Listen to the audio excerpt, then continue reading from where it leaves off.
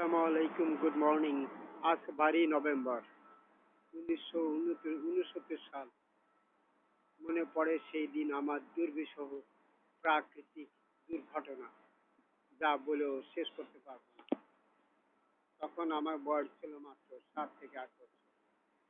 কত কষ্ট করেছি, কত লাঞ্ছনা গঞ্জনা সহ্য করেছি, অভাব অনটনের মধ্যে জীবন যাপন করেছি।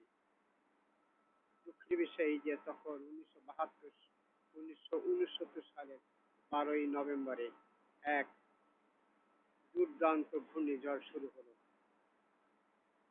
ঘর বাড়ি তছনছ হয়ে গেল, ফসল জমি নষ্ট হয়ে গেল, প্রাকৃতিক বন্যা শুরু হয়ে গেল। গাছা থেকে পাকগাছা, টেকনাফ থেকে তেঁতুলিয়া, ভোলা থেকে বরিশাল, বাংলাদেশের সর্বত্র আনাচে কানাচে দুর্বিষহ প্রাকৃতিক দুর্যোগে 10 নম্বর থেকে 2 নম্বর 3 নম্বর এমনি করে 10 নম্বর সিগন্যাল আঘাত হানলো। খুলনা পাকগাছা তছনছ হয়ে গেল। তখন আমি অনেক কষ্ট করে জীবন বাজি রেখে বন্যার মাধ্যমে আমি হারিয়ে গেলাম। আমার ঘর বাড়ি সব ভেঙে গেল, মানুষ মারা গেল। কি যাতনা বিষে কি যাতনা বিষে বুঝি বেঁচে কিসে, সেই অবস্থা আমাদের হয়েছিল। আমরা দুঃখ কষ্ট বেদনা সহ্য করেছি, প্রাকৃতিক দুর্যোগ সহ্য করেছি। রহমত আল্লাহ আমাদের উপরে রহমত নাজিল করেছে। যত কষ্ট হোক, যত বিপদ হোক, আমরা বিপদ থেকে উদ্ধার হয়েছি। বিপদের ধৈর্য না হারিয়ে সাহসের সাথে মোকাবেলা করেছি।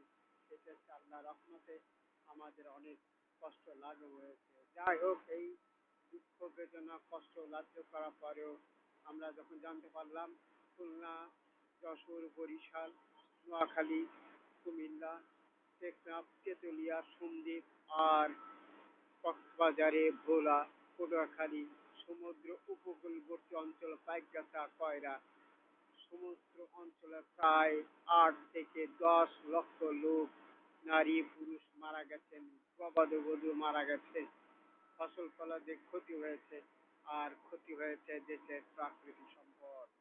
এই প্রলয়ঙ্করী ঘূর্ণিঝড়ে আমাদের বিপদের সাহস না হারিয়ে ধৈর্য সহকারে মোকাবেলা করাই ছিল আমাদের প্রথম উদ্দেশ্য এবং লক্ষ্য। আল্লাহ রহমতে আমরা সেই কামিয়াব হয়েছি এবং নিজেরাই শক্ত সাবল হয়ে নিজেরাই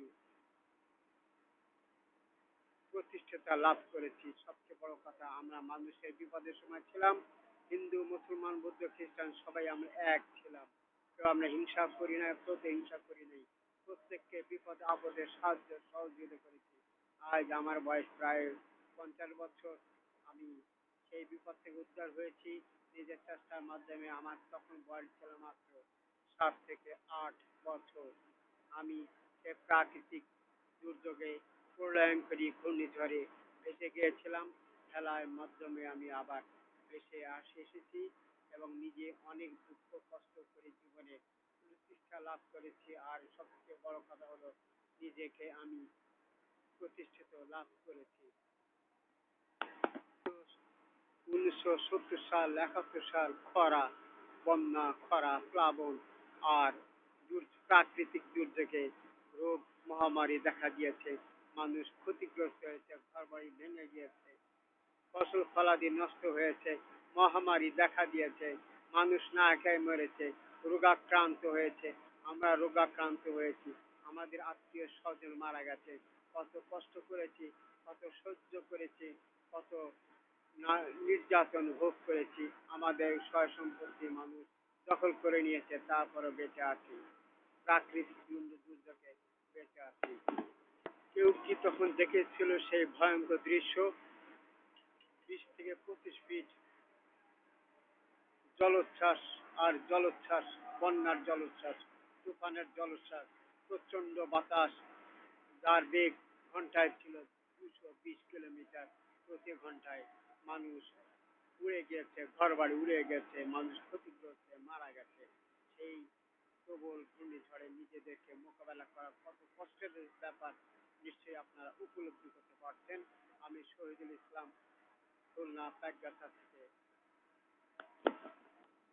বাংলাদেশের দক্ষিণাঞ্চল কুতুবদিয়া, রামগতি, সন্দ্বীপ, কক্সবাজার, মহেশখালী, টেকনাফ, খুলনার পাইকগাছা, কয়রা, বাগেরহাট, ভোলা, পটুয়াখালী সর্বত্রই